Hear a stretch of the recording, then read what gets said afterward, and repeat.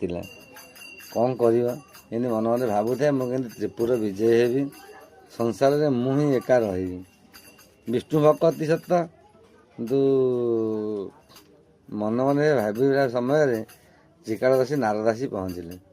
ନାରଦ ପହଞ୍ଚିଲେ, ନାରଦ କହିଲା ପ୍ରଭୁ ମୁଁ କେମିତି ତ୍ରିପୁର ଜୟ କରିବି, କେଉଁ ଦେବତାଙ୍କୁ ମୁଁ ଭକ୍ତିରେ ସନ୍ତୋଷ କଲେ ମୋତେ ସେ ବର ଦେବେ। ନାରଦ କହିଲେ ତୁ ଦେବଦେବ ମହାଦେବଙ୍କୁ ଜପ କରେ, ସିଏ ତ ଭକ୍ତିରେ ସନ୍ତୋଷ ହେଲେ ତତେ ସେ ବର ଦେବେ।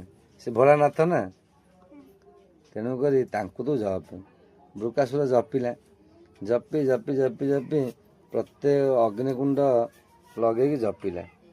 ଦେହରୁ ମାଂସ କାଟିକିରି ସବୁ ସର୍ବସ୍ୱ ମାଂସ କ୍ଷଣ ହେଇଗଲା କାଟିକିରି, ଠାକୁର ଆସି ଆବିର୍ଭାବ ହେଲେ ନାହିଁ। ମନେ ମନେ ଚିନ୍ତିଲା ଯଦି ଠାକୁର ଆବିର୍ଭାବ ନହେଲେ କ'ଣ କରିବି, ଆଉ ପ୍ରାଣ ରଖି ଲାଭ କ'ଣ। ଆଜି ଯାଉଛି ସମ୍ପୂର୍ଣ୍ଣ ଶିର ଛେଦନ କରିବି, ଯଜ୍ଞରେ ଆହୁତି ଦେବି। ଆଉ ଏହା ଭାବି ଯେତେବେଳେ ଖଡ଼ଗ ଉଚ୍ଚାରଣ କରିଛି, ଉଚ୍ଚେଇଛି ଶିର କାଟିବ ବୋଲି, ନା ଆସିକିରି ଶିବ ପାର୍ବତୀ ପହଞ୍ଚିଲେ। ଶିବ କହିଲେ ଆରେ ବୃକାସୁର, ତୋ ତପସ୍ୟାରେ ମୁଁ ସନ୍ତୋଷ ହେଇ ଆଉ ମୁଁ ତୋତେ ବର ଦେବାକୁ ଚାହୁଁଛି। ଧରି ପକେଇଲେ ତା ହସ୍ତକୁ। ତେଣୁ ବୃକାସୁରର ସୁନ୍ଦର ଚେହେରା ହେଇଗଲା।